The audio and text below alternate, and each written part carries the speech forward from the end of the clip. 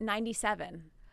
Yeah. I don't care. But I mean, also, she's then standing in front of you. So that's, yeah, I know. I mean, listen, there are certain people, less now, but when I first started out, I would like lose sleep for like months. I'd be like, I'm done. I have to pack my bags and move to like God knows where. Yeah. But when she's Julia's one that you don't really want on your bad side. No, not at all. At all. And like the people, I get nervous around weird people. Like I get so nervous around Paula Abdul because I just love her.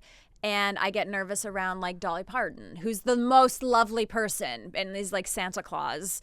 But you're just like, I don't want to mess this up because I just like love and respect you so much. You and I have a complete mutual love for Miss Paula Abdul. Like beyond, she's one that she did like a tour, I don't know when, maybe like 2018. It was like a mini tour. Yep. And I went to like, all like in the New York area, but I went to like 5 shows. Yeah, I went to like 5 different shows. I love Paula so much, and I'm sorry, I'm going like this, aren't I? No, you're fine. I love Paula, and she's the only person that has never appeared on Lady Gang podcast that I have asked and said she's passed. Not passed, but like her team is like, it's not the right time. And she's this only person I want. And for my birthday 2 years ago, the Lady Gang podcast, my partners got a cameo. They bought a cameo from Paula because they're like, she's never going to come on the podcast, but like, we know you love her. And then she got really busy and she canceled the cameo. So we didn't even get the cameo. So like, all I have is just my collection of Paula Abdul CDs and t-shirts. I love her. She's forever my girl. She's forever our girl. She is forever our girl. Let me tell you, I don't know if we were close, but we were this podcast because we have a mutual friend. So the friend was like, listen, it's nothing personal. You just have to, and listen, I know how it works. You have to lay out why it is you want her. I had to type it. So I'm like, they read it. They were like, this is unbelievable. I'm like, oh my God, Paul is coming. And I was like, Zoom. I was like, you don't understand. I will do 10 minutes. Mm-hmm. I can make a whole show around it. Don't worry about me. I just need this, and it just they tried, and it really she was into it. It just didn't. I was like, this, just tell her I'm a super fan, like it's not, but I'm professional, like it's not. It didn't happen. No, but I get it. We're waiting on Paula forever. It's funny because I went to I cover a lot of like reality TV stuff, so I went to Homeless Not Toothless, which is Dory Kemsley's charity. Of course. As you know, because you're in this space. Iconic. And so, like, I went because, like, they were filming it and, like, I had to cover it. And then we get there, we get the program, I open it up. It's like, tonight's thing will be emceed by Paula. I'm like, what? So, it was emceed. So, the friend I went with is like, what? Like, she didn't care. And I'm like, sweetie, like, we need to just take a breath. It just was one of these nice surprises. I mean, she was like, it's like, this is the highlight of the night, she's like, that Paula's emceeing it. I'm like, you have no idea what you're saying. People either get it or they don't. And they don't. And that's fine. But you're wrong. Do you, speaking of Homeless Not Toothless and RHOBH, are you into reality TV? You don't have to be. No, I am. Okay. So I watch OC. I watch Beverly Hills. I watch Salt Lake City. I've obviously been following Scandoval. I love RuPaul's Drag Race, and those are my shows in the reality world.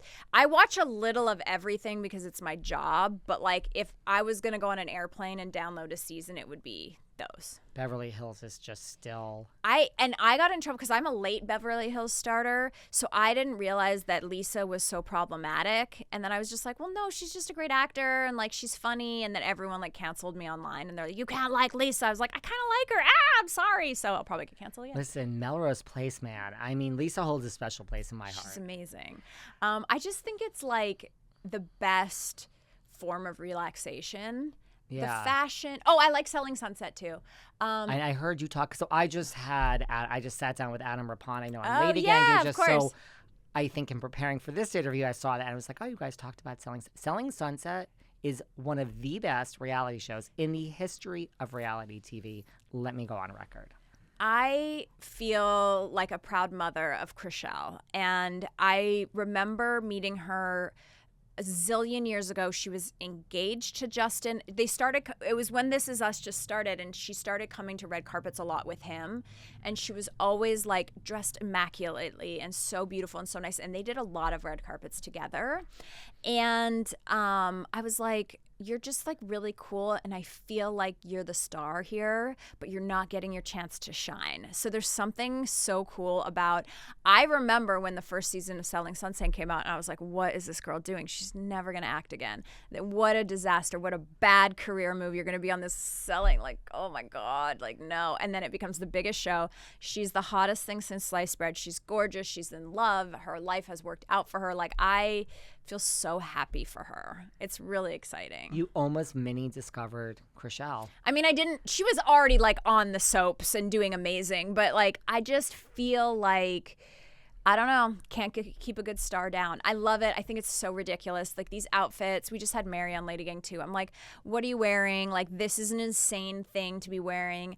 I am glad this season 6, they're showing houses again, because I felt like season 5 and 4, they stopped showing the houses, and I still want to see a little bit of the house. I want to see that. I thought this season was somehow the fashion even incredible. Like, I'm like, I don't know. I felt like it even stepped up. Like Chelsea. Well, Chelsea's amazing. Mary got a stylist. She told me. She was like, I've been styling myself this whole time, and she actually got a stylist. So yeah, it's next level. She loves her Vivienne Westwood. That Mary. She's actually coming on here on Monday. I'm saying, like, she's one of those that she's amazing. Out of everyone, she just always does my show every season. So shout out to Mary. Yeah, Mary.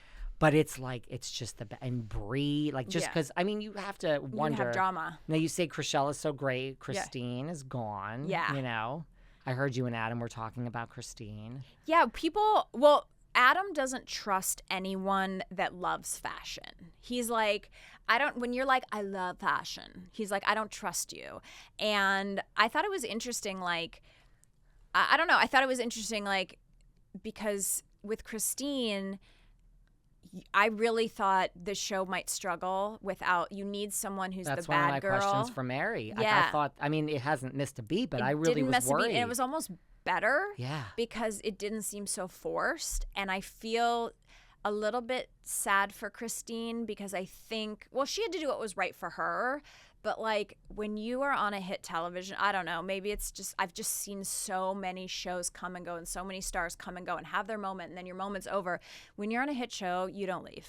That's my advice. You don't take, like, you're great, but you are great because you're on the hit show.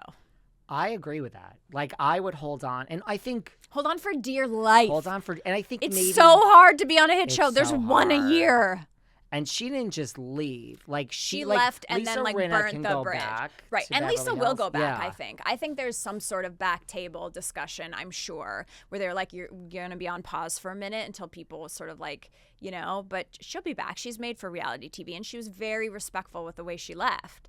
Christine, I think, kind of burnt the fire. So I think so. I was like, unless you already have a deal for your own show, I wouldn't burn the bridge. But yeah, like everyone Netflix, Adam Tavella. There's a lot of bridges here that are kind of big that you're burning. Big, yeah. And the moment goes so fast. Like, I remember when I first got hired at Entertainment Tonight, or no, at The Insider. One of my bosses at the time's iconic executive producer that'd been there a long time, she looked at me and she said it's like it was almost like a Devil Wears Prada moment where she's like, everyone wants to be us. And she's